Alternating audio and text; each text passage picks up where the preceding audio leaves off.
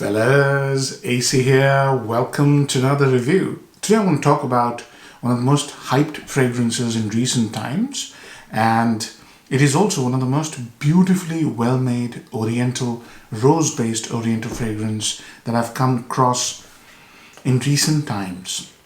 Now, how do you know a fragrance is most hyped? A lot of people talk about it, loads of reviews on YouTube, and most importantly, people are cloning it left, right, and center. That's when you know that this fragrance is not only very good, it's well composed. That's why people can't clone it in one attempt.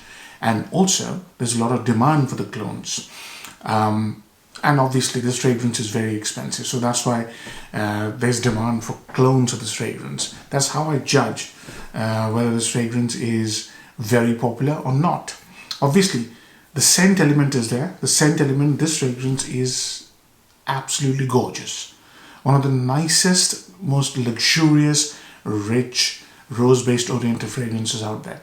So, I'm going to do a review of Ombre Nomade by Louis Vuitton.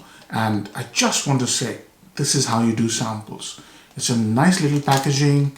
It says Louis Vuitton Ombre Nomade at the front. And when you open it, it is going to give you a very sizable sample in a beautiful bottle, exactly like the original bottle. It's a 2 ml, and I've only been able to use that much. And I've had 9 wearings. Today will be the 10th wearing. Today I'm going to wear it again. So 9 wearings, and I've only used up about 0.5 ml maximum. That's how strong this fragrance is. So let's start. First, I want to say a little bit about how rose is used in the East. This is an oriental. And you must have smelt myriad Eastern fragrances. It's a child's play when it comes to rose, oud, saffron, right? Those are the 3 key ingredients here. Rose, oud, saffron. Rose has a very high status in Eastern perfumery. In fact, if you go further beyond Middle East, rose water is used to purify religious places. That's how significant rose is. It's only second, I believe, to sandalwood in Eastern perfumery. And rose essence or rose essential oil is as old as time. You know, if I go to India, Indian subcontinent, the way they use rose and the way they distill rose is as old as time. So that's how important rose is. In the Western perfumery, rose has been used in one or two ways. One is the powdery rose, the one that turns powdery. And it's very classical French floral chypre style, where it is coupled with musk, with patchouli, and other notes like oak moss to give a chypre-like feel. And that's why sometimes people complain it's got a grandmother rose vibe. That's what they mean. Grandmother rose is the powdery rose. And when it's combined with animalic notes, it becomes fecal, and people complain about being a sort of a urinal rose, urinal smell with rose.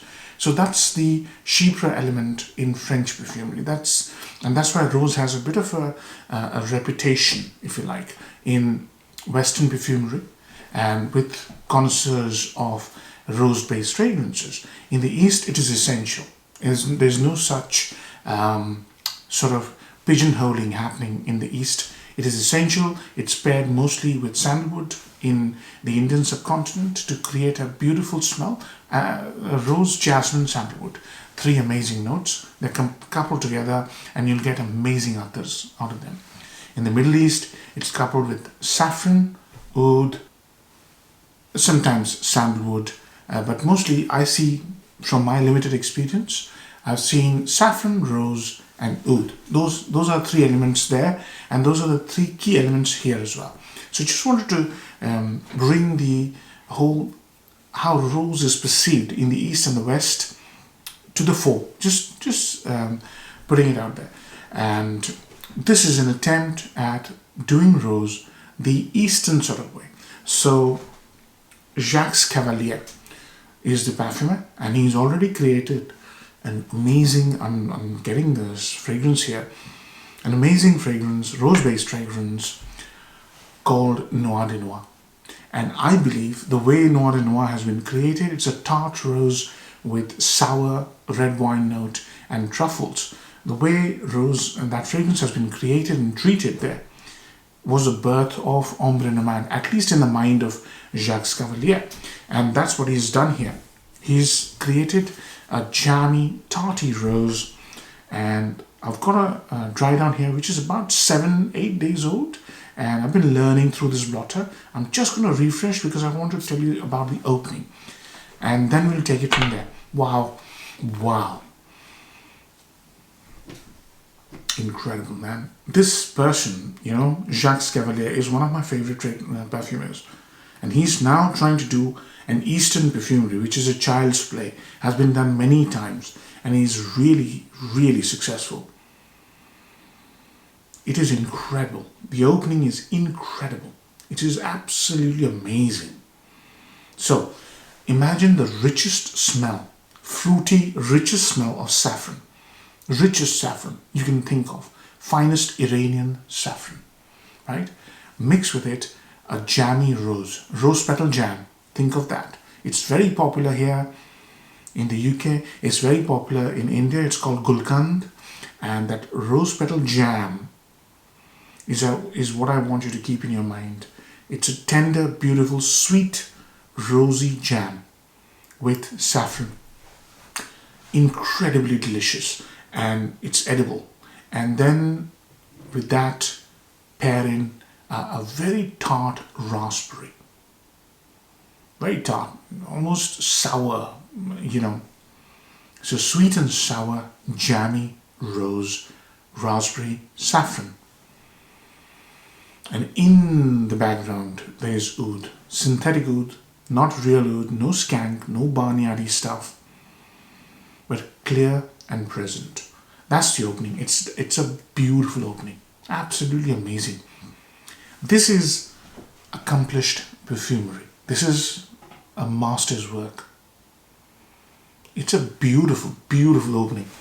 The fragrance is incredibly long, so it'll keep on changing. So I'll give you the notable changes.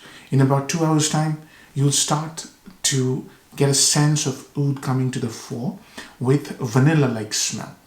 And it is smoky. So smoky oud with benzoin. So little ambery, vanilla-like smell, benzoin.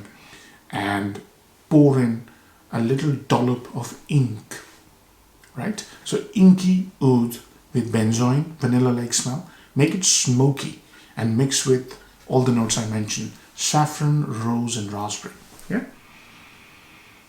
In about 8 hours time, the fragrance loses all its sweetness and gourmandy qualities, and the fragrance becomes light touch woody, little ambery.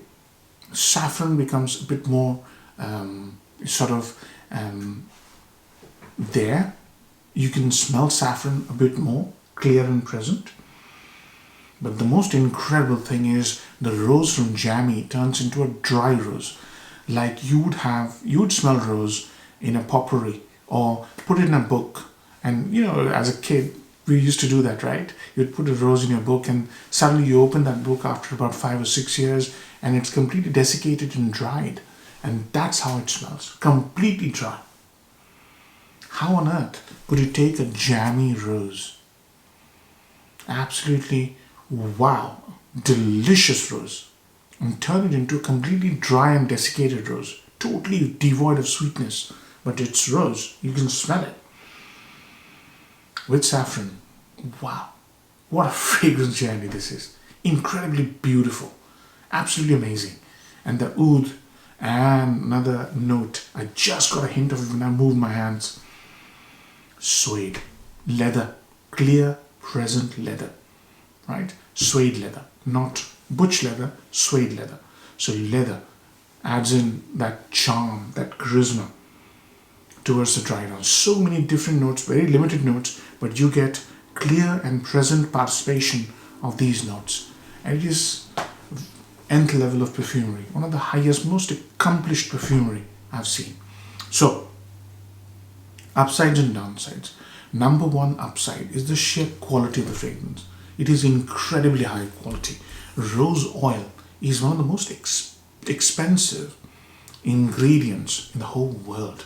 You know, Atola, which is 11.8 grams, can cost as high as $1,000. We are talking about incredibly expensive raw materials, and I can smell that this is genuine rose oil. This is not synthetic rose. This is genuine rose. So the quality of ingredients used in this fragrance is absolutely top notch. Number one, you get very high quality materials. Number two, the complexity. I told you the journey, it's incredible. For something which smells sweet, gourmandy, jammy, to turn so woody and dry and so ethereal, so airy, is incredible. The third upside is the mystery, the sense of something unraveling slowly. It's like a movie, like a thriller, you know, like a murder mystery or something like that. It really unravels slowly, and it's such a beautiful story. It creates a sensational experience. I'll tell you my story. A few days ago, as I've been telling you, I've been putting one spray just to learn this fragrance. So I went to bed, I had this on my wrist, I was sleeping, and in the middle of the night, I woke up. When I woke up, I had this beautiful angelic smell all around me. I was thinking, I said, what is that smell? And it's like I was in deep sleep, and I woke up to this beautiful smell. And I realized later, within a few seconds, I sniffed and I said, this is Ombre Nomade. You will not believe how beautiful this smells after it's been on your wrist for about 5 or 6 hours, maybe even later. It has many lives, you know, and those lives, it is also a shapeshifter. It is incredibly different from one wearing to the other. You know, for example, today I'm not getting too much saffron. But now when I sniff it, I get too much of suede leather. So that smell that woke me up was incredible. And this is what is in my memory now. One of the nicest, one of the most beautiful and divine smell that I've smelled was coming from my body. I was like, wow. And the fourth one is the performance. This fragrance has nuclear projection, nuclear longevity. So 24 hours on my skin is persistent. I've never had less than 24 hours on my skin, one spray. If I put two, I'll fill up this whole room for as long as I'm going to be sitting in this room. And it has, you put one on your jacket or your shirt, it has this incredible scent bubble all around you. It is absolutely nuclear strength fragrance, never lacks in performance. Those are the upsides, the positives. Now the downside. See, the thing is, a fragrance like this has been done many times, and this is not the last time.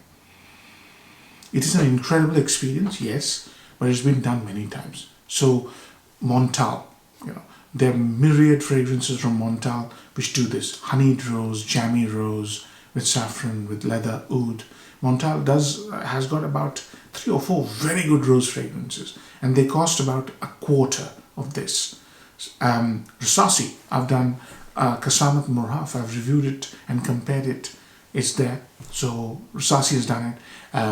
Many other Middle Eastern, as I said, this is the most prolific combination in Middle Eastern perfumery. Saffron, rose, oud. It's been done thousands of times. And it will continue to be done. So it is easy to replicate. That's the downside. And I'll show you within a few weeks, I'll review another fragrance which replicates the first part of the fragrance like a child's play at a fraction of the cost. So that's the only downside. It's very common.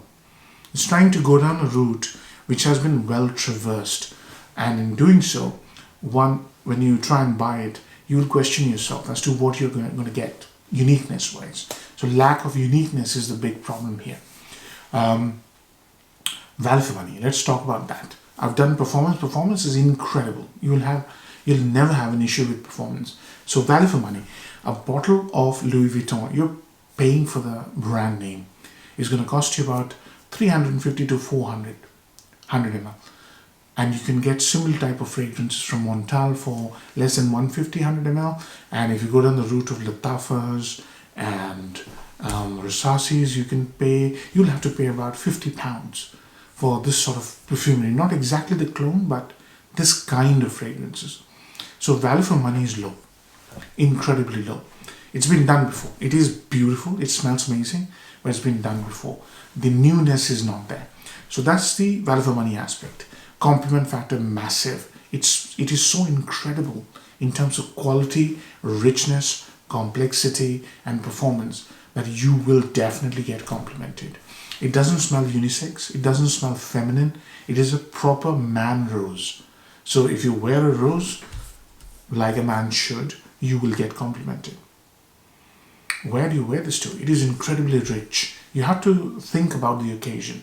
So the ones that I can think of is black tie events, marriage ceremony, your own wedding, special occasions, outdoors would be nice because it's so strong. If you put more than one spray, you'll suffocate yourself and people sitting in your scent bubble. So be mindful of that. Age groups. Rose is, the way it's been done here, it's quite approachable. So 20 plus, 21, 22, I don't know. First date, it's so strong and so beautifully well made. First date, easy. One spray though. Do not go more than one spray.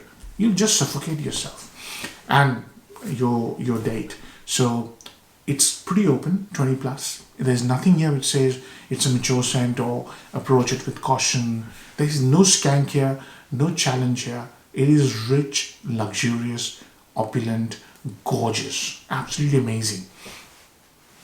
So seasons, cold weather. This is so rich. I mean, I do not know.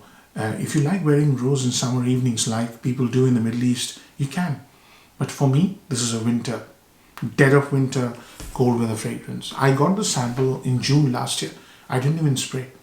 The moment I sniffed it from the nozzle, I knew this was a winter scent. For me, this is a winter scent. But try it out. If you want to wear rose in warm weather, you can. It's very rich. It's beautiful. It should be even richer and should fly off your skin even more in summer months. So, I've covered all aspects. How many marks am I going to give it? In spite of the fact that this is incredible, absolutely divine, rich, complex, very high quality, I'm going to give it an 8. Many cheaper options are available, right? So spending £350 is going to be a very, very steep ask. That's why I'm going to give it an 8 out of 10. I'm hoping you really enjoyed the review, fellas. And if you did, do give it a like. And if you haven't subscribed, please consider subscribing. Take care. Bye-bye.